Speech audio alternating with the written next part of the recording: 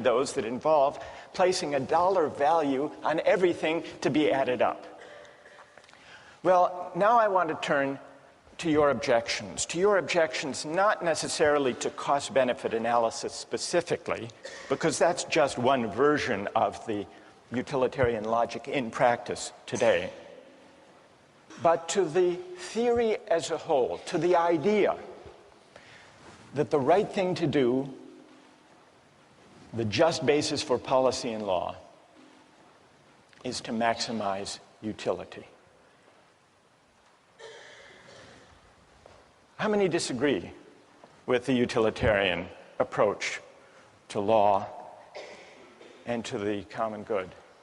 How many agree with it? So more agree than disagree. So let's hear from the critics. Yes? My main issue with it is that I feel like you can't say that just because someone's in the minority, what they want and need is less valuable than someone who's in the majority. So I guess I have an issue with the idea that the greatest good for the greatest number is okay, because there's still, what about the people who are in the lesser number? Like, it's not fair to them. They didn't have any say in where they wanted to be. All right, that's an interesting objection. You're worried about the effect on the minority. Yes. What's your name, by the way? Anna. Who has an answer to Anna's worry about the effect on the minority? What do you say to Anna? She said that the minority's value less. I don't think that's the case, because individually the minority's value is just the same as the individual of the majority. It's just that the numbers outweigh the minority. And I mean, at a certain point you have to make a decision, and I'm sorry for the minority, but sometimes it's for the general, for the greater good. For the greater good. Anna, what do you say? What's your name? Yangda. What do you say to Yangda? Yangda says you just have to add up people's preferences, and those in the minority do have their preferences weighed. Can you give an example of the kind of thing you're worried about when you say you're worried about utilitarianism violating the concern or respect due the minority? Okay. Can you give an example? So, well, with any of the cases that we've talked about, like for the shipwreck one, I think the boy who was eaten still had as much of a right to live as the other people, and just because he was the minority in that case, the one who maybe had less of a chance to keep living, that doesn't mean that the others automatically have a right to eat him just because it would give a greater amount of people the chance to live. So there may be certain rights that the minority members have, that the individual has, that shouldn't be traded off for the sake of utility? Yes. Yes, Anna? Yonder, this would be a test for you.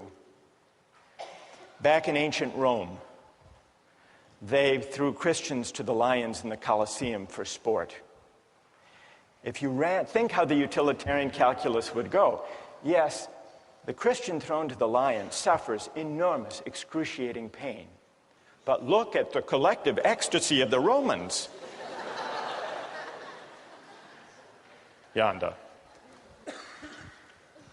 Well, in that time, I don't, in modern day of time, to value to give a number to the happiness given to the people watching, I don't think any policymaker would say the pain of one person, of the suffering of one person is much, in comparison to the happiness gained. No, but you have to admit that if there were enough Romans delirious enough with happiness, it would outweigh even the most excruciating pain of a handful of Christians thrown to the lion. So we really have here two different objections to utilitarianism. One has to do with whether utilitarianism adequately respects individual rights or minority rights, and the other has to do with the whole idea of aggregating utility or preferences or values. Is it possible to aggregate all values to translate them into dollar terms? There was, in the 1930s, a psychologist who tried to address this second question. He tried to prove what utilitarianism assumes, that it is possible to translate all goods, all values, all human concerns into a single uniform measure. And he did this by conducting a survey of young recipients of relief. This was in the 1930s. And he gave them a list of unpleasant experiences.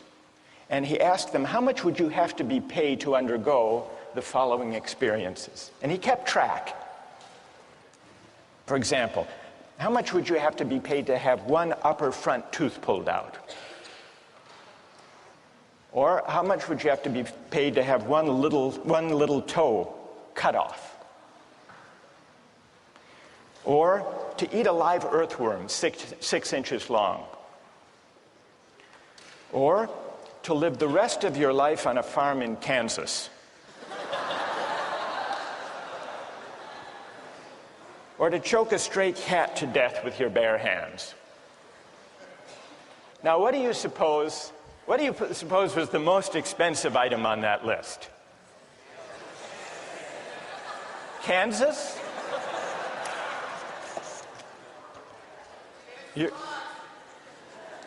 You're right, it was Kansas.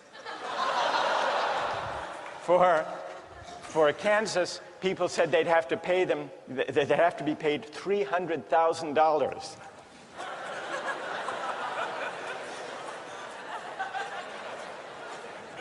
What do you think was the next most expensive? Not the cat. Not the tooth. Not the toe. The worm. People said you'd have to pay them $100,000 to eat the worm. What do you think was the least expensive item? Not the cat. The